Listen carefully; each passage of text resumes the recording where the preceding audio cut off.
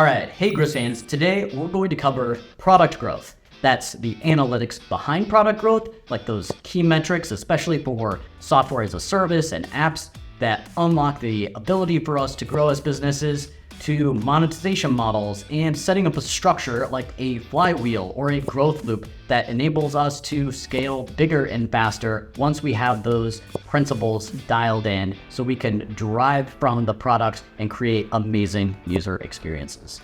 Don't get overwhelmed. There are a ton of product metrics out there, but we can break it down into these categories. There's also the technical reliability or uptime and latency. There's satisfaction that's more on the marketing side in Net Promoter Score and customer satisfaction. There's also business like revenue and margins. So we're going to get to that. But right now, user and growth metrics, the acquisition, retention, and engagement are where we're going to really put our focus on. So retention is the keystone that all those other user and growth metrics depend on. That's users coming back. You could do a retention analysis and break that down into groups of customers that are cohorts who are coming in different sign-up periods in a month, quarter, or year, and you're tracking what percentage stick around over time. So you can understand that with a whole bunch of derivative metrics, but it's really where do those cohorts of metrics end up coming back and how can we optimize that and drive features and communication and more to get them to be users that are recurring and then turning into recurring revenue. All right, so yeah, I know the problem with growth metrics is there are so many out there. They can be complex, confusing, and a little bit contradictory. So we want to make sure that we are able to drive our business well. And so what do you do to be able to determine what is the right direction to go? One quote I love from the Intercom Growth Handbook is about it's impossible to get that one metric to give you a 360-degree view, but you can answer the difficult questions. And I love questions like this. How can we increase customer acquisition? How profitable are our customers? If they keep coming back but they're not profitable, you have a different problem. And then what do we need before we pitch our next funding round? That's a totally different question for a startup versus another type of scaled company already. So what you measure is what you end up optimizing for. So if you can figure out what you can choose out of all these metrics, it will end up taking your business in a different direction. One of the first companies to really drive the metrics of growth, Facebook, of course, it was really the path that created this structure for taking daily average users and monthly average users and thinking about it like this problem to solve to be able to go to 1 billion users and beyond. Once that's tight, then you want more people through virality and referral and bringing a bunch of people there. The three most difficult and hard problems that any consumer product has to deal with. How do you get people in the front door? How do you get them to an aha moment as quickly as possible? And then how do you deliver core product value as often as possible? And after all of that is said and done, only then can you propose to me how you are going to get people to get more people. Product-led growth, like what does that even mean? So here's another LinkedIn battle of product-led growth versus sales-led growth or operations or whatever. There's a whole bunch of these, but there is a truth to this kind of approach where you have a bunch of teams that work on a lot of different wavelengths, and this metaphor is from the productled.org PLG collective, which is really cool. It looks just like the Pink Floyd Dark Side of the Moon album cover. So you might have that t-shirt from Target and not even know it's a band.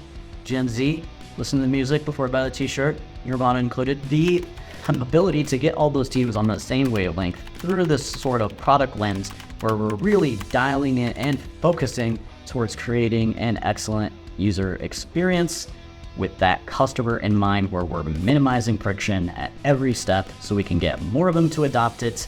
They'll be loyal and advocate for our company, and then the money comes in and it grows and grows and grows. So we talked about the 3 key principles from Chamath Palihapitiya to set that up before we're scaling and growing. So here's the full 6. After we are locked in on those 3, we're also trying to get best-in-class usability.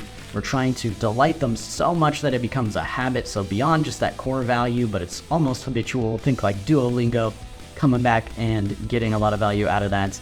And then make purchasing feel just natural.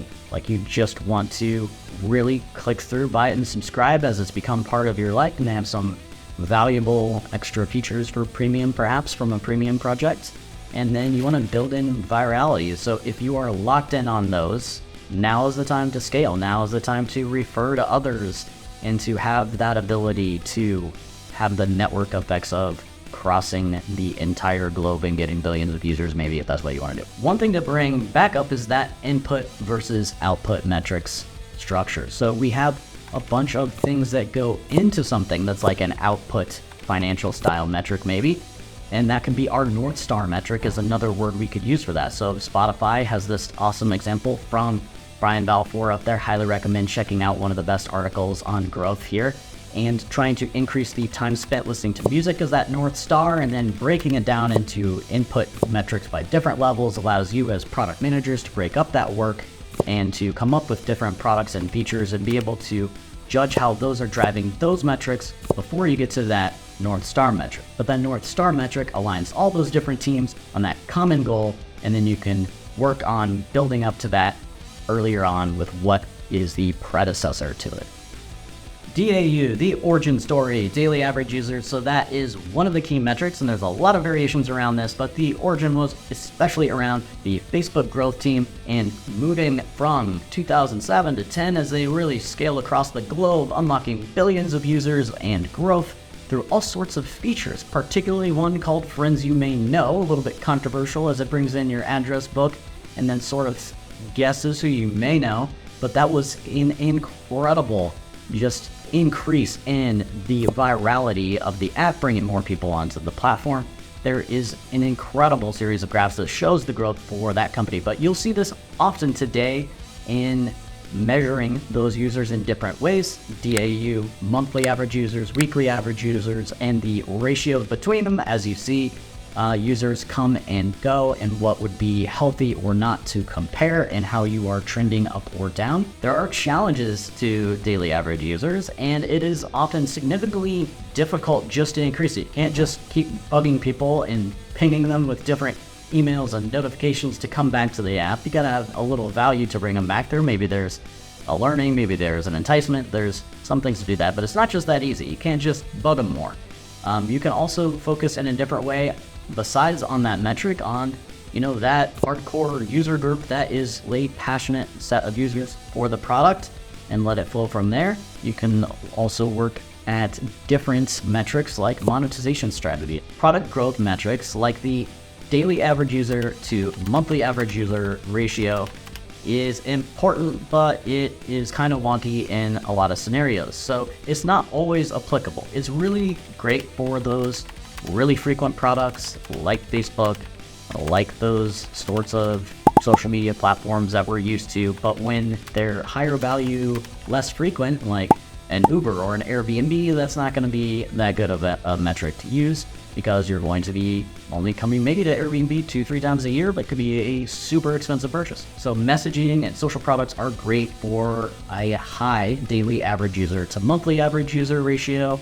That means they're coming back almost every day is what that means. We're really overcomplicating the way we think about this, so don't get stuck in the math. High frequency apps like weather, games, all those really vary by the types of categories. So retention over 90 days compared to the frequency of use per week, you'll see communication really high, streaming music is high in the frequency, but the retention over 90 days isn't usually as high. So apps over 20% are usually said to be good, and over 50% is just world-class. Again, only when it fits that type of scenario that it works. All right, to get an introduction to product success metrics, we're gonna look at some software as a service metrics. Software as a service, which often we're thinking about like business-to-business software like Salesforce or something like that. I also think of it like the Canva app, for example.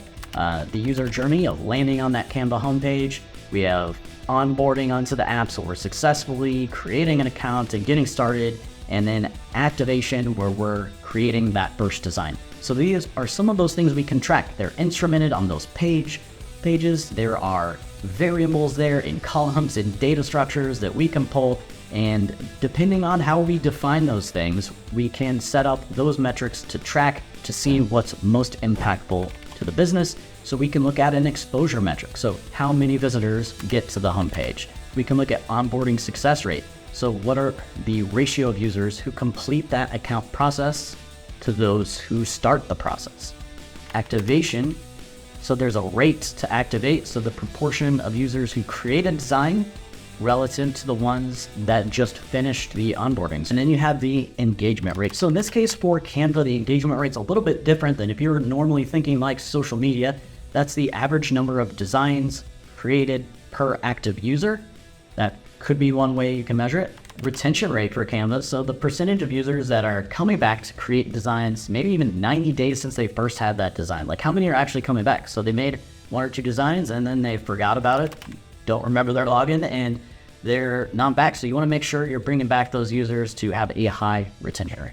So what can be a focus metric for all of these? And for Canva, weekly active users is probably a good one. So maybe it's not every day they're coming in. Maybe they are stopping on the weekend, hopefully for a little break, get out there and touch some grass. But let's try tracking the weekly active users. And maybe there's a few others that go along with it, but that's pretty good focus. There are 3 key metrics that everyone, founder or not, really should know about their business. And you've got the customer acquisition cost, the lifetime value of a customer, and the churn. So these help you come up with a strong understanding of how much you need to spend to get to your customers, and then how much you can make from them, and how many customers you're going to lose. So that gives you a really good picture of the business. The customer acquisition cost, if maybe you're spending dozens of dollars on Facebook ads per each customer that you're going to get, but maybe they then become a customer for 2 years, and maybe they're subscribing to something for that long, or coming back and buying different retail apparel outfits. And then churn is how many you are losing and cycling out there. So there are calculations for these, but they're not too complicated for churn. It's just the difference between the customers you had and then the ones that left. Getting more in depth into the key SaaS metrics, there are some excellent thinkers around this, especially in venture capital, and there are particular tools to track these, and they do change over time as we really come up with new ways to understand how healthy a business is with all of the different calculations and ratios between them. But average recurring revenue is absolutely one of the ones you will hear the most. You have to be religious as a founder. Segment your business. This is software, this is services, this is payments, right? Especially payments, and be honest about the margins, because just like CAC and CLTV can kill you, low margins can kill you. You have to be even more instrumented and careful when you have real costs, right? When your gross margins are below 60. Segmentation is another thing we think about with metrics so that we can understand the different types of customers. You got to start with a broad cross-section of engaged users, and when you work backwards from each of those, and you are smart enough and clever enough to really figure out the different pathways in which they got to that place, you can then sort of path people, more and more of those people, into those same click flows that allow them to get to that state. But again, it starts with looking at an engaged user, not just thinking about how many emails can I send and how do I trick everyone to click on a select all or not unselect a select all.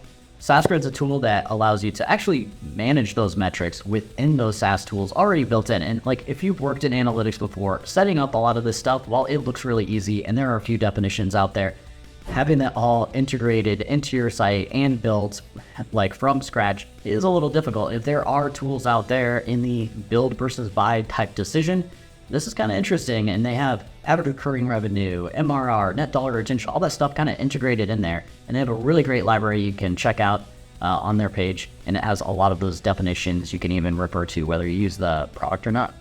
So how do you choose a North Star metric? Well, a lot of people choose something like revenue, customer growth, consumption, engagement, efficiency sometimes, and user experience, something around that. The optimal metric depends on your business model and your growth strategies. So marketplaces like Poshmark or eBay, you're focusing on consumption metrics. You're focusing on the number of transactions because you get rewarded based on a percentage fee for that. The subscription type products, you're looking more on engagement and customer growth. So you want to keep people engaged, like Netflix, people watching the videos enough to stay subscribed, and then the growth of new subscribers. You have ad-driven businesses though, so they're going to want more engagement metrics like daily average users. So anything like those media or even social media type sites, you want them on the site all the time, looking at all those impressions of ads. And then you have business to business products, which you're going to focus on engagement at first. You want to get everyone on there, like, a bunch of people signing up for Dropbox and using it and creating folders, but then you want more growth. You want it to scale up there, maybe go to enterprise sales and sign up a bunch of people to get tens of thousands of people to sign up. So it's super helpful to look at what are the North Star metrics for actual companies out there. So here's some growth stages for Airbnb and Airtable, and these are the metrics that they use. Right, so there are watchouts to having a North Star metric. So half the companies focus on revenue, but that can be a problem. There are downsides where you're optimizing to things that are going to make the customer experience not as great. So great that you automated away a lot of customer service and had a bot do it, but then maybe people get stuck in, like phone trees where you get stuck in the voicemail, or the same thing can happen in digital where they're getting a response from a chatbot, but maybe it doesn't actually solve their problem and they can't get out of there. So leading indicators like actual customer growth can be better than something that's like a revenue-based metric. The best metric before you have product market fit is retention. Check out this growth guide online from Anderson Horowitz, and they are able to choose whether you're an enterprise or another type of company, and then click through what type of company you are, and then show the types of metrics that are the best to focus on. All right, we've talked about funnels before, and you're going to see a lot of titles to articles that say the death of the funnel, funnels are obsolete, no funnels anymore. Yeah, I've heard the funnel is dead. We've got a million articles. It's in the comment sections of my other videos. So yes, and it's still a useful function to be able to see we've got a lot of people arriving to a homepage or an app or whatever, and then fewer and fewer are converting as you move through the steps of a process. And also, there are other ways to look at getting customers to come back in a way where more and more create a faster and faster growing company and create this self-fulfilling increase in growth. And that is what we do when we talk about growth loops. So growth loops are just simply a self-sustaining strategy. So the actions of current users attract new users, and then it's a growth cycle that feeds on itself, growing bigger, faster. Users will find a site like Canva through a search engine. They're going to look for templates and kind of easy design solutions for things. They're going to customize it. They're going to use it.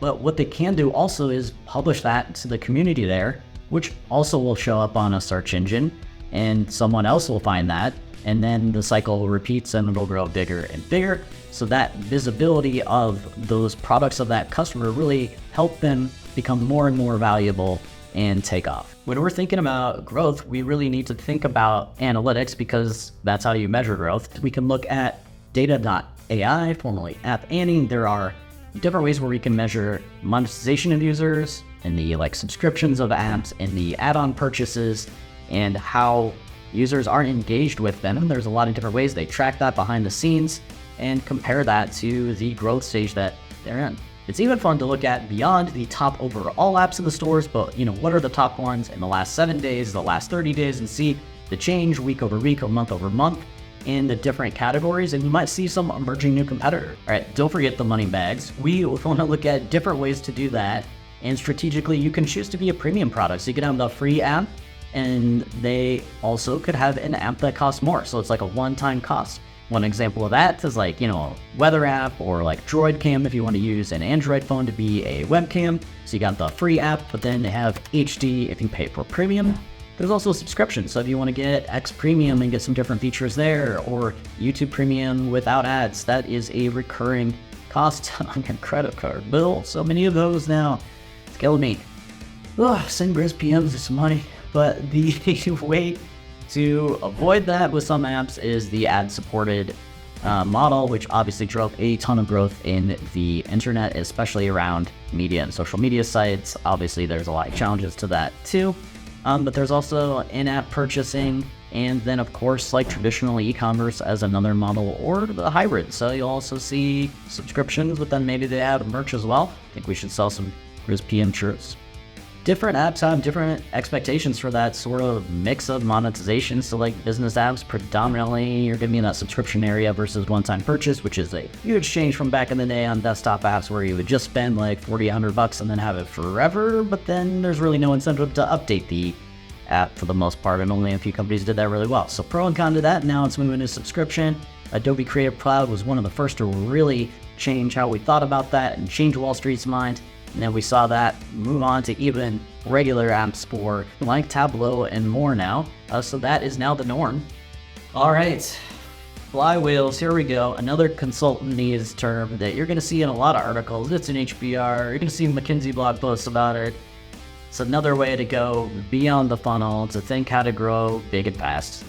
So we want to focus our strategies on optimizing user experience so we can move those customers from one phase to the next, kind of like we would in the funnel, but each time users are going to complete those actions, the flywheel is going to spin faster and it's going to increase the rate that users move from one to the next. So this is our loop.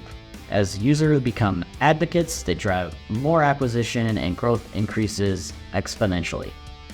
A lot of this is really conceptual, but I find it a lot more clear when we look at who is actually doing the work, and then we know who to hire in which scenario. So if you're looking at having trouble with a payback period of what you laid out for costs in paid channels for marketing, you're hiring social paid marketers, you're hiring SEM specialists, and if you're looking at scaling organic search, that's a bit of the same.